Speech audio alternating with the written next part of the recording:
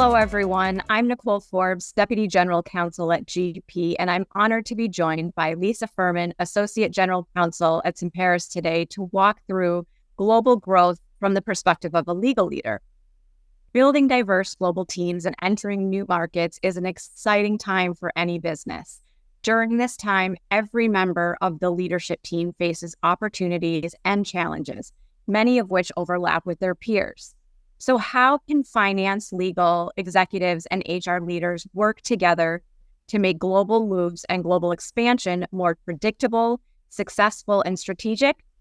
We recently released an ebook on this topic, the 2024 Global Growth Guide, and today's Fireside Chat is the first of a three-part series. So we invite everyone here attending today to invite your peers to our HR and finance editions, which can be found pinned in the comment section. Lisa, let's start with learning a little bit about your career, leadership experience, and the story that led you in Semperis to GP. And then we'll stop there because I'm sure there'll be a lot to dig into. Great. Thank you, Nicole. It's a pleasure to be here with you today. I have over 25 years of experience in telecom and high tech.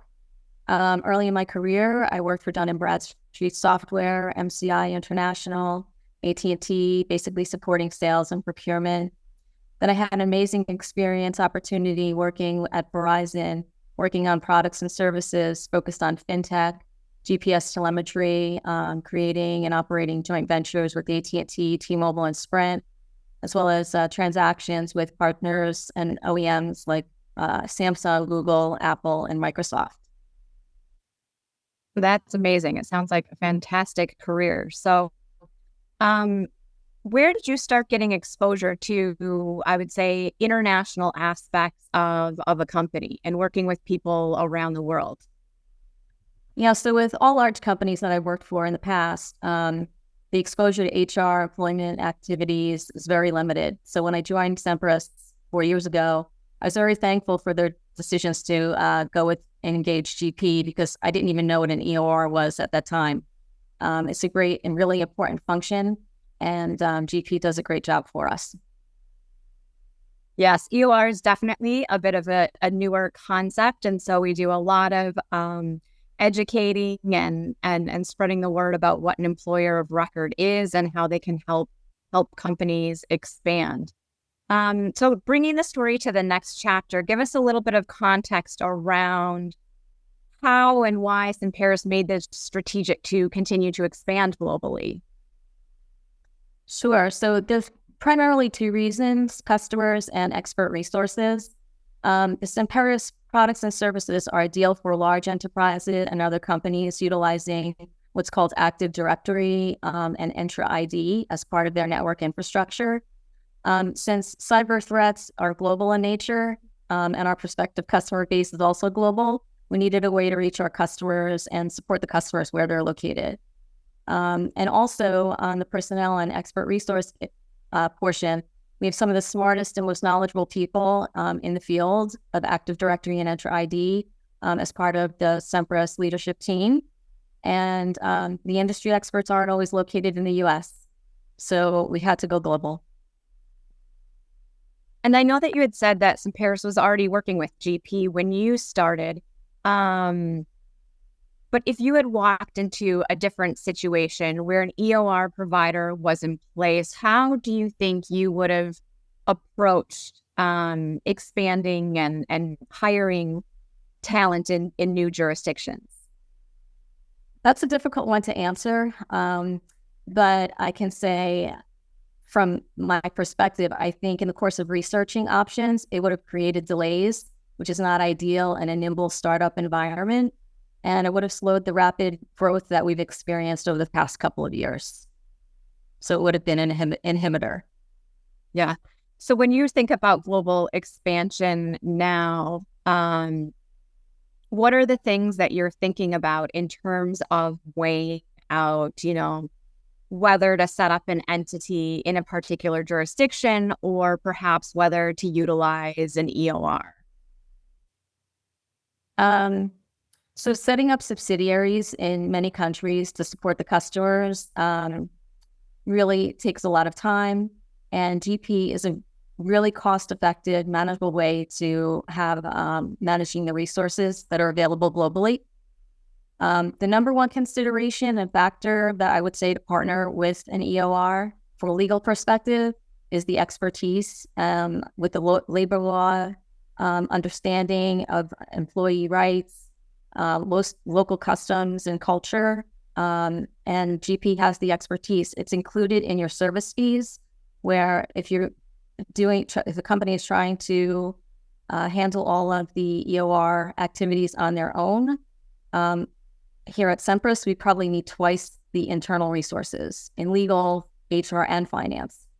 And in addition to having additional resources internally, we'd have to go to outside counsel, and the fees there would be very expensive. Absolutely. It's definitely a big lift in terms of time and money to sort of go the route of setting up an entity in country. And so, we're thankful here that at GP, we've got local experts, HR teams, legal teams, finance teams around the world to help our customers expand and take some of that burden on ourselves. One of the things you said reminded me that in a recent webinar on the topic of navigating the legal landscape of international hiring, 47% of attendees cited that employment laws were the number one barrier for international growth. What do you think are some of the other considerations specific to the legal field with partnering with an EOR?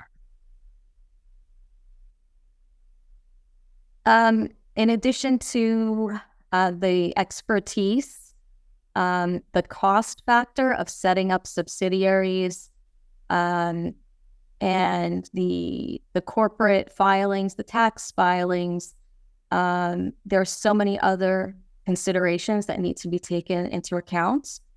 And it reminds me of one discussion that I had with some folks a while ago.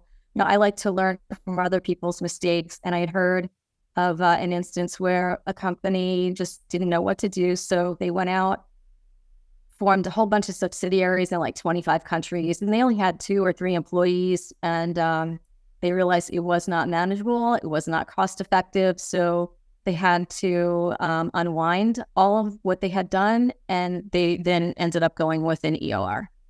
So like I said, I like to learn from other people's mistakes. So I'm just very glad that Semperis chose GP in their path of succession plan. That is a difficult lesson to learn, I think, to then have to sort of deal with winding down the entities, and it just takes so much time away from running of the business. GP's Global Growth Guide talks about how an EOR helps navigate expansion challenges and creates new strategic opportunities for each member of the leadership team. We'll drop a link to the ebook in the chat section. But how has leveraging an EOR allowed your team and you to be more strategic in thinking about growth and up-leveling your communication with different departments? Yeah, it's been fantastic working with GP. We can focus on the business, and GP just handles the rest. I think about some of the projects that I've worked on, unrelated projects, where I relied on local counsel in Asia, in Europe, and the constant need to contact them, follow up to try to get the answers to the information that I needed. Then reading through, deciphering the content of the memos that they sent, and just questioning their guidance, thinking this can't be right. So I just would not want to go through that on a regular basis with all of the countries that we're currently in. So GP handles all of that background for us, all of that work, and we basically focus on the business. That's fantastic. So you started talking a little bit about some of these benefits that GP has provided to Semperis. So which products or features do you think have made a difference in your global growth journey? So the services that GP offers there are some automated features, and then there are some services that we have contact with different team members of GP. So some of the things are, there's an employment contract generator. And if the contract needs to be in a foreign language other than in English, it's automatically done for us. We don't need to go and figure out whether it needs to be in a foreign language and then have it translated. Everything is completely done seamlessly for us. There are so many laws that we are not aware of. One of the things that I had recently, I guess over the past year, been introduced to is something called a 13-month pay schedule, which is mandated. It's a mandated benefit in certain countries, and in others, it's just customary. I had never heard of that. And so GP educates me every time I get on a call and we talk about these different benefits or other items. So just keeping up with all the changes in laws and understanding what the existing laws are is time consuming. So that's been a great service that GP brings to the table as well. It definitely is a lot to stay on top of all of the continually changing laws and I think different nuances. Even if it's not legal, let's say, like you sort of mentioned, in some countries, a particular benefit may be an expectation. And so setting yourself up for success for coming to the table with an appropriate and culturally appropriate offer to employees as well really sets up companies for successful growth. One of the main things that we often see is getting folks to understand that the concept of at-will employment doesn't really exist outside of the United States. Obviously, Semperis had some international expansion before you joined on that. But what sort of has been your experience in terms of, getting stakeholders to understand that, perhaps managing some of those expectations? And oftentimes companies just think, oh, I can apply this U.S. strategy to all of my international workforce. Right. We're currently struggling with that right now. For months and months, we've been trying to figure out what we need to do to bring in-house. And we've been researching resources. And in addition to these corporate headwinds where, you have filings, you have to form a subsidiary or a branch. There's other things such as the payroll and benefits. And when you have one or two employees in a jurisdiction, you can't find anyone to provide those types of benefits. And when they're required by law, it makes things even more difficult, if not impossible. So I've been reaching out to GP, as a matter of fact. We were working with your team, as well as others, to figure out what is possible. And here in the U.S., we have very different, a different way and a different approach. So going global is challenging, and you need to really work closely with your HR team and your finance team, because it's not something that can be done with legal alone. So one of the areas where I think there's the potential for increased risk to companies is offboarding an employee and terminating the employment relationship. As we sort of talked about, the concept of at-will employment doesn't really exist anywhere else. So you need to be able to either establish cause or follow a particular process for ending the employment relationship with an employee. What has been your experience in terms of facilitating offboardings of any of the professionals that you've used an EOR to employ? The process has been made much simpler by having GP as the facilitator of the process. In each country, the laws are different and the requirements are different. So GP has basically laid out all of the requirements, explained to Semperis the process, and instead of handling the entire process from beginning to end, since the resources are not Semperis employees, GP has handled everything and has made the process much simpler. That's fantastic to hear. Terminations in jurisdictions outside of the US are definitely very, very tricky. And I think ones that are instances where a company can get in hot water pretty quickly if you don't know the right process to follow or perhaps the right payments to make. You can very quickly find yourself on the other side of a lawsuit, which no one wants. So that is fantastic to hear, and as you said, allows you to focus on the strategy of Semperis and the business that you're running there. So in some instances, we often see companies, when they don't have an entity in a particular country or haven't yet heard of the employer of record model, they'll hire workers in a different jurisdiction as an independent contractor. What's your thoughts from the legal perspective on that strategy? So we actually have looked at this in the past, and there is a risk with misclassifying an independent contractor that could actually be considered an employee. There could be fines. There could be other actions taken against the company, even as a U.S. company. And in one instance, some of the guidance, again, this came from outside counsel, but there were criminal charges that could be brought in certain instances. So there is a risk, and taking the right route in our case was the right path to take in using GP as the EOR. Definitely a risky position, especially when you think about, as you sort of said, all of the potential misclassification claims or penalties as well. And even if it starts off right as an independent contractor relationship, that can always go sour when you end the relationship. So I think the EOR model is a good one to provide an employment relationship and those employment protections and benefits to employees.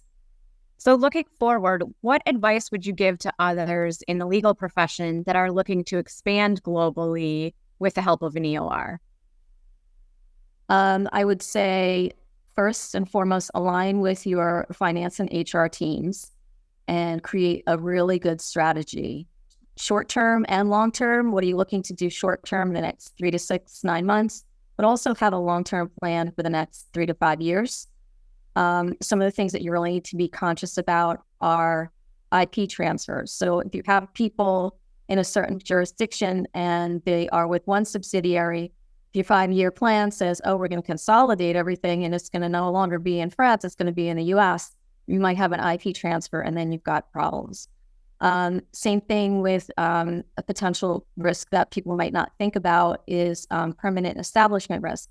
If you have certain conduct or activities that are being conducted in one jurisdiction, you might have permanent establishment, also called PE risk. So those are things that you need to be conscious of and consider as you're developing your strategy. Definitely some great pointers there. I think one of the more common ones, particularly on the legal side, is the protection of IP and the question of, well, if I use an employer of record to employ this worker, will I still ultimately own the IP that they do? And obviously you have experience with that, and GP and EORs do facilitate the transfer of IP either directly from the individuals directly to Semperis as the customer. There's a couple of different mechanisms to ensure that the IP is successfully transferred and remains with you as the company. But I know that is definitely one that the legal teams are very attuned to and wanting to make sure that there's a solution in place. So Lisa, thank you so much for joining me and providing your insights. This has been a great conversation. For more information on employer of record services and how GP can help empower your global growth goals, click the link in the comments and to get in touch with us today. Thank you so much, Lisa. Thank you, Nicole.